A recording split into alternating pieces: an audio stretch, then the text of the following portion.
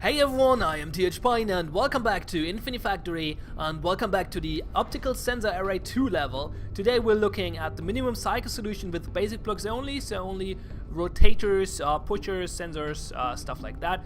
No lifters or eviscerators.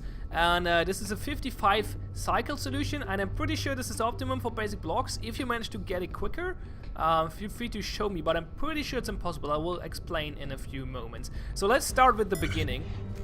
So as you can see, we first split off all the blocks in four parts, because that's the maximum we can do without moving them over the stamper. Like not over, but yeah, ahead of it. So 4 blocks it is. So we lose 1 cycle every 4 blocks here. For some reason the game is a little laggy on this level when it finishes. So yeah, we lose 1 cycle per 4 blocks here, which means we lose, what is it? We have 20 blocks, so 4 probably. Like we don't lose 1 cycle for the last 4 or the first 4. We lose 4 cycles here because 5 times 4 is 20, and then we have to split those parts of 4 blocks up. There are multiple ways of splitting them up. You could split up them. The first 2 go to the right side where they have to be rotated, or the second 2 go to the right side where they have to be rotated, or you could like alternate them, 1 left, 1 right, 1 left, 1 right, or 1 right, 1 left, 1 right, 1 left. And I figured it's the best idea is to put the first ones go to the right side, because they have to be rotated twice, which means they have to take the longer way, like they need 2 extra cycles to be rotated. So let's take the first. You can alternate them in a way. Like the thing is, well, the downside of this is that the last 2 blocks will get stopped by 1 cycle here. As you can see, they have to wait for 1 cycle, which slows down the whole process by 1. You could try to avoid that, but it will result in losing the cycle at other points. So I'm pretty sure this is the other cycle we have to lose. So that's a 5th cycle we lose, and I don't think you can avoid it. If you manage to do so, feel free to share, please. I dare you.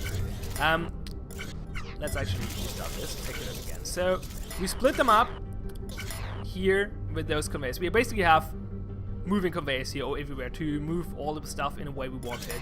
So we split them up. Now they split up in a way, as you can see here, to go on this line, on this line, and they will end up on those rotators at the same time. And when they do, this pusher will push them in to instantly move them off the rotators after rotated.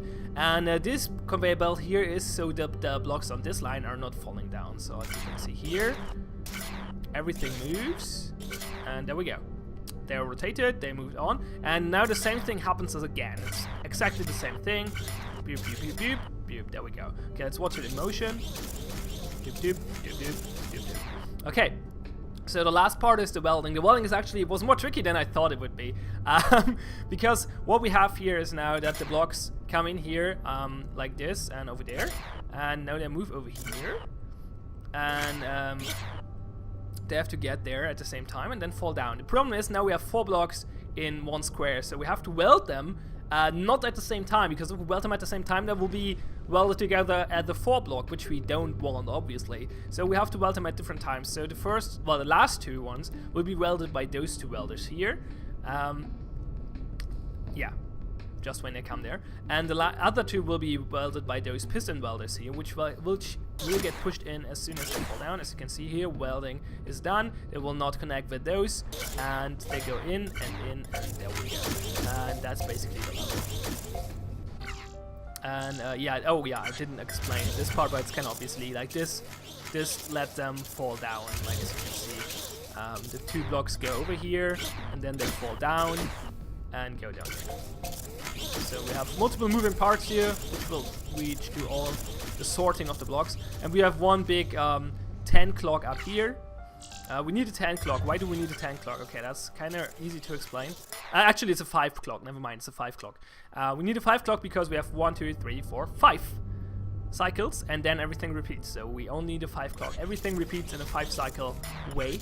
So yeah, we need a 10 clock. We need a 5 clock. We build a 5 clock by building a 10 clock and putting 2 blocks in, or 2 triggers. And you can see we have a bunch of triggers up here, and they will just move all the required stuff. It was a little tricky to get all their conduits in place without getting connected and stuff, but I managed to do so. I'm not sure. I don't think this is completely optimal for footprint yet. I think you could probably shave off one or two more footprints from this without losing more cycles. If you manage to do so, feel free to share as well. I think it's probably possible to shave off a few more footprints, but not too many. Like, this is fairly optimized. I got to 90 with 55 cycles. If you can get less than 55 cycles, if you can get, well, either get less than 55 cycles with basic blocks only. It's possible with advanced blocks, like there's a solution with 50 cycles. Or if you can get to 55 cycles but with less than 90 footprint. Let's try that sentence again. If you can get to 55 cycles with less than 90 footprint by only using basic blocks, feel free to share as well. I would like to see your solutions. For now, thanks a lot for watching. Have fun and see you next time.